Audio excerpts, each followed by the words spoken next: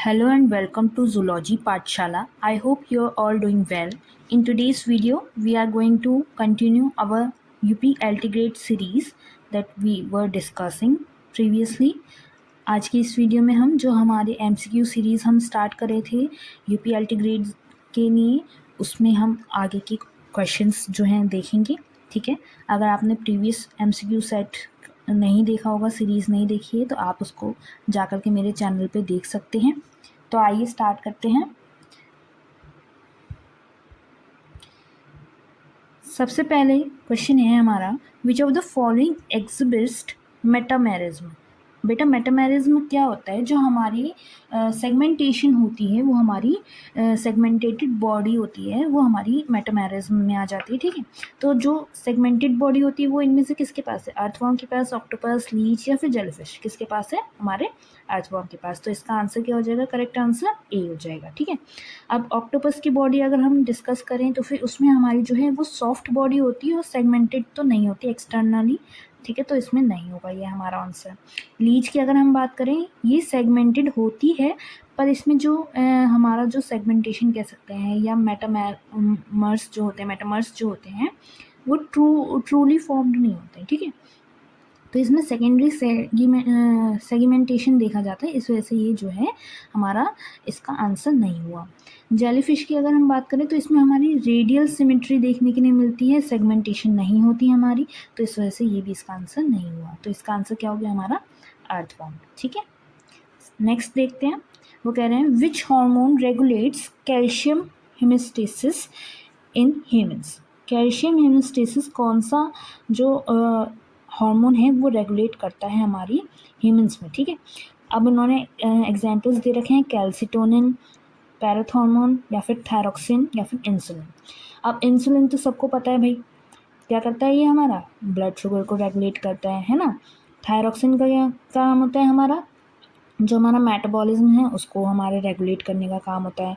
Parathormone का क्या काम होता है? ये हमारे जो कैल्शियम हेमोस्टेसिस है इसको करने का काम करता है, इसको मेंटेन करने का काम करता है. किसके ज़रिए? हमारे बोन्स के ज़रिए, किडनीज़ के ज़रिए और इंटेस्टाइन के ज़रिए. ठीक है, कैल्सिटोनिन भी ये काम करता है, ये हमारा हो सकता है, लेकिन ये जो ब्लड कैल्शियम है उसको लोअर करने का काम करता है. ठीक है, और जो पैराथॉर्मोन है वो हमारा मेनली रेगुलेटर होता है, जो हमारा इसको बरकरार रखने में, इसको मेंटेन करने में वर्क करता है. तो इसका आंसर कंफ्यूज ना होइएगा, ये हमारा जो ब्लड कैल्शियम है उसको लोअर करने का काम कर रहा है और ये उस पूरे मैकेनिज्म को, कैल्शियम हेमोस्टेसिस को मेंटेन करके चल रहा है, मेंटेनेंस का काम कर रहा है.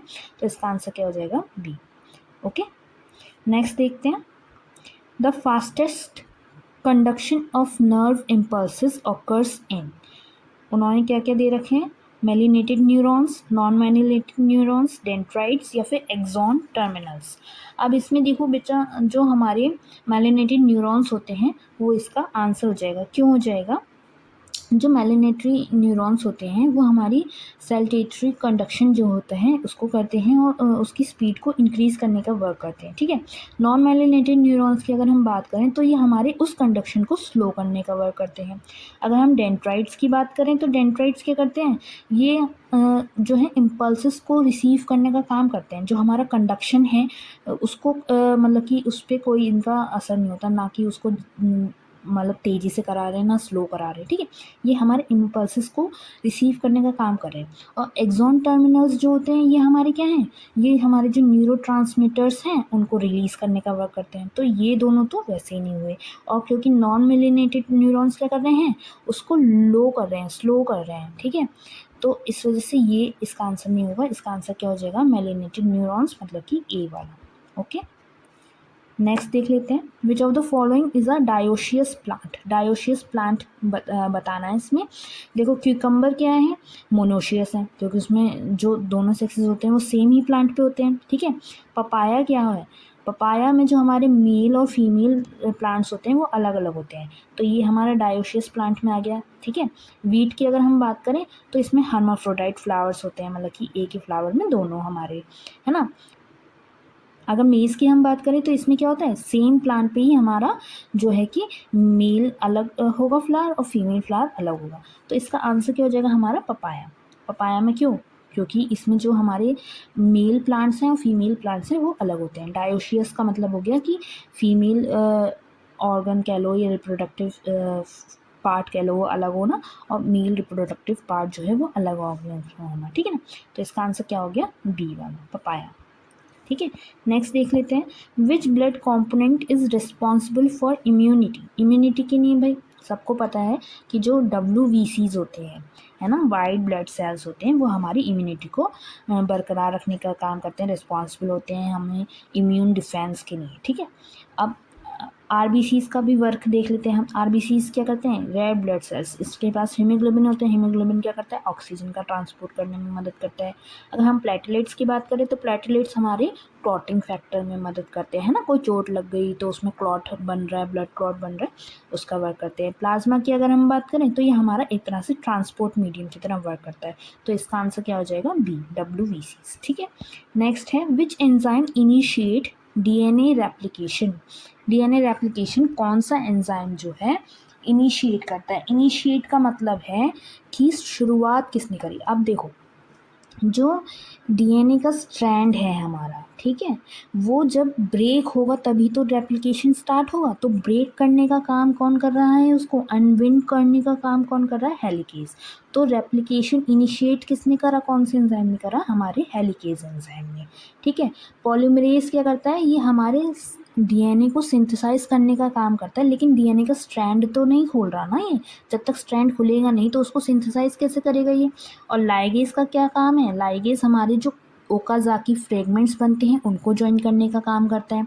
ठीक है, टोपो आइसोमेरेज का अगर हम देखें तो ये हमारे जो सुपर कॉइलिंग होती है उसको रिलीव करने का वर्क करता है। तो इनिशिएशन का यहाँ पे जो एंजाइम पूछा गया है वो हमारा क्या हो गया, हेलिकेज। इसका आंसर क्या हो गया, बी। ठीक है, नेक्स्ट देख लेते हैं, in birds the air sacs functions mainly for. जो बर्ड्स में एयर सेक्स मौजूद होते हैं वो किस चीज़ के लिए मेनली फंक्शन करते हैं। फर्स्ट उन्होंने दे रखा है गैस एक्सचेंज, सेकंड उन्होंने देखा है स्टोरेज ऑफ एयर, थर्ड उन्होंने दे रखा है फ्लाइट बॉयंसी, या फिर फोर्थ उन्होंने दे रखा है थर्मल रेगुलेशन। देखो, जो एयर सेक्स है, ठीक है, उससे हमारा एयर फ्लो का जो वो है कि बरकरार रहता है, उसमें से कि वो लाइट वेटेड रहें। ठीक है, उनके लंग्स में जो है एयर फ्लो जो है कि यूनिडायरेक्शनल वे में रहे। तो वो चीज़ हमारा स्टोरेज ऑफ एयर कहाँ हो रही है, हमारे लंग्स में हो रही है। तो एयर सेक्स क्या है, हमारे लंग्स में प्रेजेंट है। तो ये हमारा इनका फंक्शन हो गया स्टोरेज ऑफ एयर का। ठीक है, गैस एक्सचेंज जो है वो इसमें नहीं होगी हमारी। ठीक है, और फ्लाइट बॉयंसी जो है इसका मेन फंक्शन नहीं हुआ, क्योंकि एयर सेक्स जो है सबसे पहले एयर को स्टोर करेंगे ना। अब वो लाइट वेट बना देते हैं बर्ड को, ये अलग चीज़ हो गई। थर्मल रेगुलेशन की अगर हम बात करें तो ये इसका सेकेंडरी इफेक्ट है। मेन फंक्शन अगर हम बात करें तो वो स्टोरेज ऑफ एयर ही होगा। ठीक है, तो इसका आंसर क्या हो गया, बी। ठीक है, which animal exhibit external fertilization. External fertilization की बात हो रही है। ठीक है, तो जो ह्यूमन है उसमें फर्टिलाइजेशन क्या होता है, ह्यूमन की बॉडी के अंदर। स्नेक है उसमें फर्टिलाइजेशन क्या होता है, स्नेक की बॉडी के अंदर। ठीक है, बर्ड है उसमें फर्टिलाइजेशन कहाँ होता है, बर्ड की बॉडी के अंदर। ये एग देता है, ये एग देता है, ये सीधे बेबी जो है कि इनका बॉर्न होता है। ठीक है, लेकिन फ्रॉग्स क्या है, इनका फर्टिलाइजेशन प्रोसेस जो होता है वो कहाँ होता है बेटा, वाटर में होता है। तो इनका फर्टिलाइजेशन प्रोसेस एक्सटर्नल फर्टिलाइजेशन कहलाएगा। तो इसका आंसर क्या हो जाएगा हमारा, ए। ठीक है, जो बॉडी के अंदर हो रहा है वो इंटरनल फर्टिलाइजेशन, और जो बॉडी के बाहर हो रहा है वो हमारा एक्सटर्नल फर्टिलाइजेशन, जैसे कि इन चारों ऑप्शंस में से फ्रॉग में होता है। ठीक है, नेक्स्ट देखते हैं, वो कह रहे हैं which of the following exhibit complete Metamorphosis. Complete Metamorphosis जो है वो कौन से इन सब में से कौन से स्पीशीज़ में, कौन से ऑर्गेनिज्म में देखी जाती है। ठीक है, ग्रास सफर की अगर हम बात करें तो इसमें इनकम्प्लीट मेटामॉर्फोसिस होता है। ठीक है, कॉकरोच में भी इनकम्प्लीट होता है, ड्रैगन फ्लाई में भी इनकम्प्लीट होता है, लेकिन बटरफ्लाई की अगर हम बात करें तो इसमें हमारी कम्प्लीटली मेटामॉर्फोसिस की प्रोसेस चलती है। कैसे, देखो, सबसे पहले एग बना, ठीक है, एग से लार्वा बना, लार्वा से हमारा प्यूपा बनता है, प्यूपा, ठीक है, और प्यूपा फिर वो हमारा एडल्ट में चेंज होता है।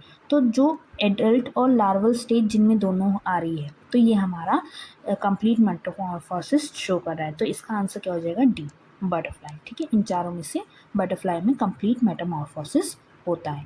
ठीक है, नेक्स्ट देखते हैं। The functional unit of liver is, liver की यूनिट पूछ रहे हैं। ठीक है, नेफ्रॉन क्या है बेटा? किडनी की यूनिट है, सबको पता है। लोब्यूल क्या है? ये हमारे लिवर की फंक्शनल यूनिट है, तो लोब्यूल इसका आंसर हो जाएगा।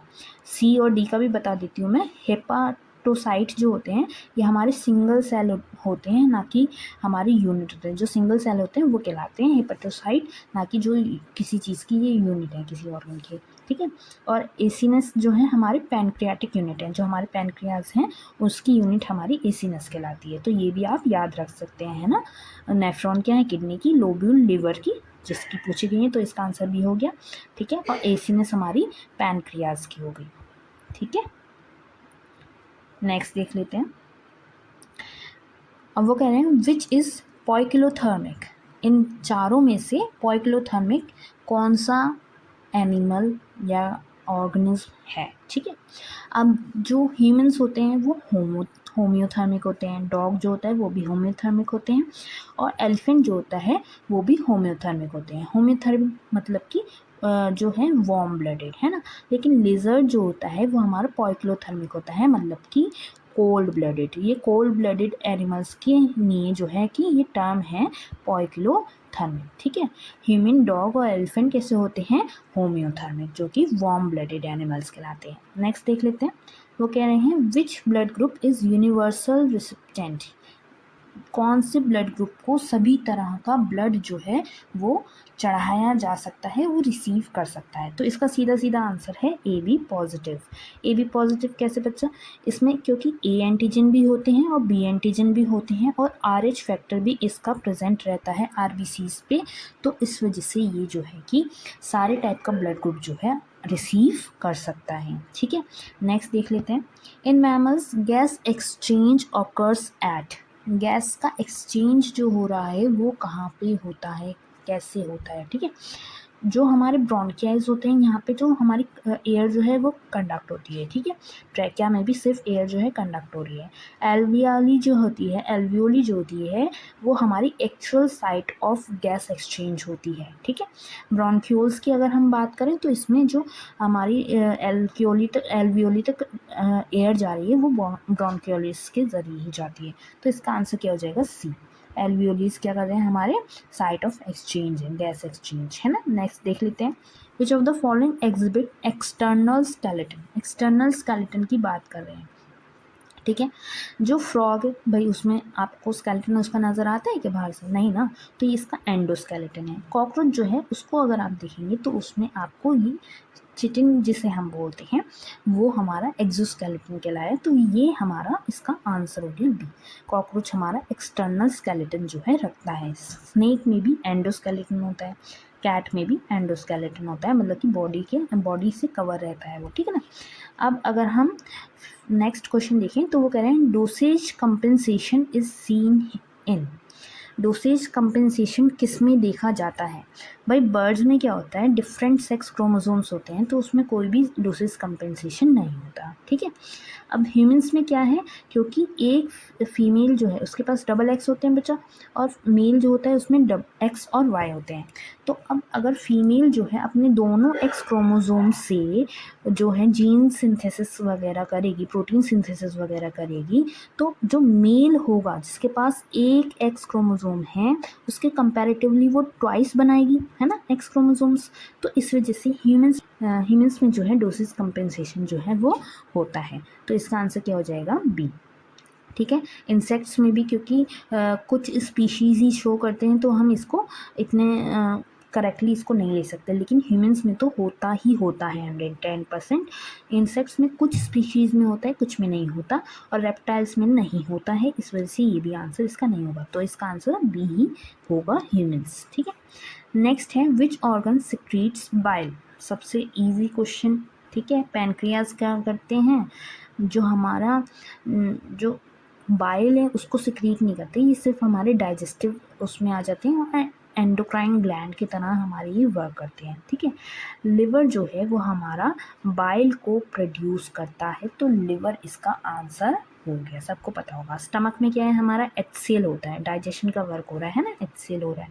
गॉल ब्लैडर में जो है वो हमारा बाइल जूस जो है जा कर के वहाँ पे स्टोर होता है, सिक्रीट नहीं होता है, वहाँ पे हमारा बाइल जो है जा कर के क्या होगा, स्टोर होगा। तो सिक्रीट कहाँ से हो रहा है, जहाँ से प्रोड्यूस हो रहा है, लिवर से, तो लिवर इसका आंसर हो गया, करेक्ट आंसर, ठीक है। नेक्स्ट देख लेते हैं, which type of reproduction is parthenogenesis. Parthenogenesis जो है वो किस टाइप का रिप्रोडक्शन है, सेक्सुअल है, असेक्सुअल है, या फिर बोथ है, सेक्सुअल असेक्सुअल, या फिर ऑल्टरनेशन ऑफ जनरेशन है। अब भाई सेक्सुअल कैसे हो जाएगा, पार्थिनोजेनेसिस अगर आपने टॉपिक पढ़ा होगा तो इसमें जो हमारा एक ऑर्गेनिज्म है उसमें फॉल्स फर्टिलाइजेशन कह लो या फॉल्स टाइप से फ्रूट जो सीडिंग होती है, सीडलिंग होती है, वो हो जाता है ना। तो पार्थिनोजेनेसिस एक टाइप का सेक्सुअल रिप्रोडक्शन है, क्योंकि इसमें सिर्फ और सिर्फ एक ही पेरेंट जो है इन्वॉल्व हो रहा है।